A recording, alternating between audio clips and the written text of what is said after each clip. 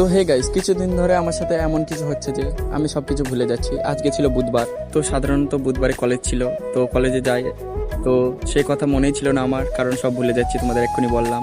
তো ফটাফট রেডি হয়ে বেরিয়ে পড়েছিলাম বন্ধুর সাথে কলেজে যাব বলে।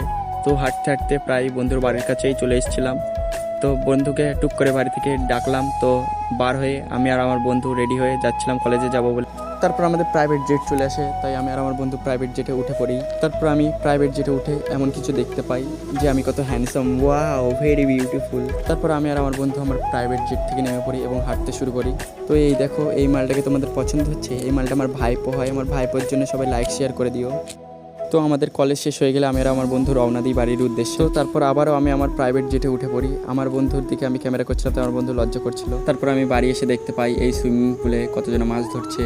তোমরা আরও এরকম মজার মজার ব্লগ দেখার জন্য আমার চ্যানেলটিকে এখনো সাবস্ক্রাইব করে না।